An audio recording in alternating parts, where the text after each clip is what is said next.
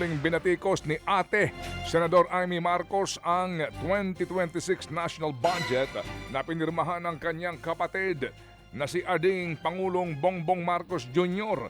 Idinaan ng senador sa isang skit ang pagtuligsa sa budget na tadtad pa rin daw ng pork barrel.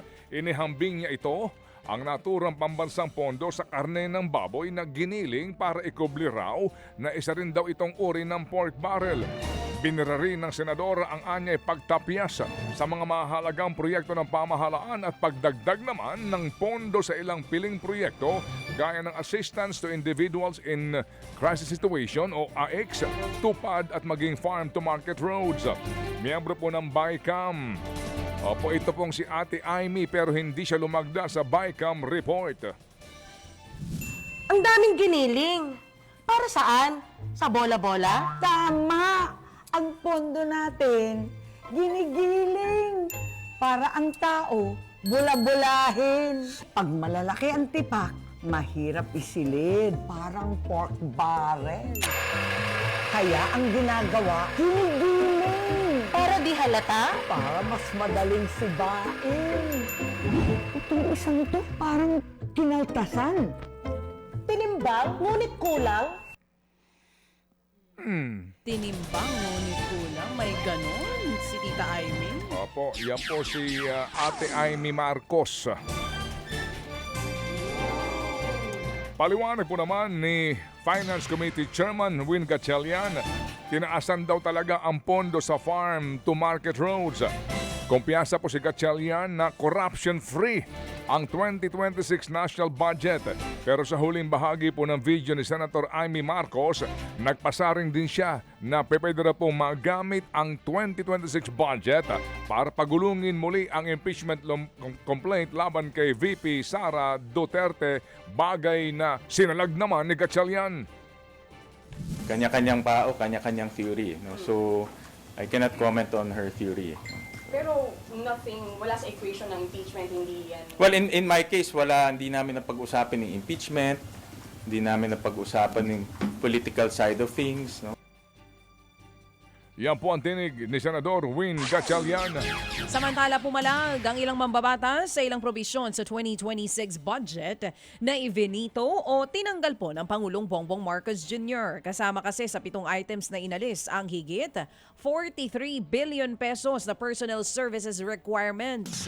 Ayon kay ACT Teachers Party List Representative Antonio Tino, apektado rito ang halos 260,000 job orders. Kabilang po ang nasa 41,000 professors ng state universities at colleges na parang pinagkaitan di umano na maging regular government employees. Itinanggi naman ng palasyo na maaantala ang salary increase at retirement benefits ng mga guro at managing uniform personnel dahil sa ipinasang budget ngayong taon. Hindi raw tinanggal ang 24 billion pesos na pondo para rito. Sinisiguro rin ni Senate Committee on Finance Chairman Win Gatchalian na hindi babawasan ang bonus, benepisyo at maging pensyon ng government workers sa budget. Ibinunyag po naman ng abogado ng yumaong si dating DPWH Undersecretary Catalina Cabral na si Zaldico ang may pakana kung bakit daw lumobo ang alokasyon ng mga kongresista sa mga proyekto po ng DPWH.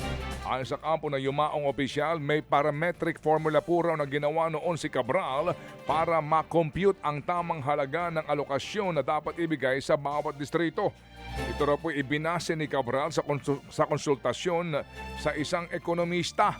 Pero nang isinumite ang budget proposal, in-override daw ito ni dating Appropriations Chairman, Congressman Zaldico, kaya lumobo pa rin daw ang allocables ng mga mambabatas. Pagliliwanag po naman ng abogado ni Cabral, hindi niya personal na nabasa ang email ni kay Cabral nang ibalik nito ang budget proposal, pero posibleng nasa lumang email pa rin daw ito ng opisyal. Wala pang pahayag po ang kampo ni Ko tungkol dito, pero dati na ho niyang iginiit na 100 bilyong piso lamang ang kanyang in-insert sa 2025 budget ayon daw sa utos ni Pangulong Marcos Jr. Pinabulaan na naman po ng palasyo ang bali-balitang may mangyayari ulit na balasahan sa gabinete. Ayon po yan kay Palace Press Officer Attorney Claire Castro, hindi umano totoo ang balita. Nasa kamay na raw ng Pangulong Bongbong Marcos Jr. kung may gusto siyang palitan sa kanyang mga gabinete. Base sa ilang ulat, posibleng magpatupad ng regodon sa mga opisyalis ng gabinete para matugunan ang bumababang approval at trust ratings ng Pangulo. Kabilang daw sa tinitignan ay ang DOH, DepEd, DFA, DOTR, DICT, DPWH at iba pa. Tiniyak po naman ng palasyo na mananagot pa rin daw ang malalaking isda na sangkot nga sa katiwalian sa kabila pa rin po ng hindi natupad ang pangako po ni Pangulong Junior na meron daw pong makukulong at walang Merry Christmas ang sinasabing mga matatabang isda. Ayon sa Malacanang, naghihintay rin daw si Pangulong Junior sa resolusyon po ng mga kaso na nakabimbin sa DOJ at sa Ombudsman.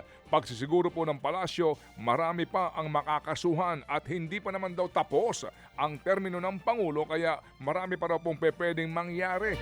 Hindi ho naman daw nahuhuli ang ilang pang malalaking isda.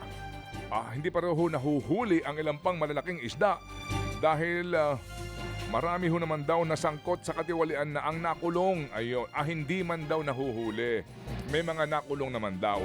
Meron din daw ho naman nagtatago, may mga nakasuhan na at may mga nagbalik na rin daw ng ninakaw nilang pera. Mga kapatid, brothers and sisters, saan ka pa? Dito na tayo sa totoo. Dito na tayo sa True FM. Mga kapatid, mag-subscribe and follow po kayo sa social media accounts ng True Network PH. Yan po kami. Hanapin nyo lang True Network PH, Facebook, Instagram, YouTube, TikTok, and podcast.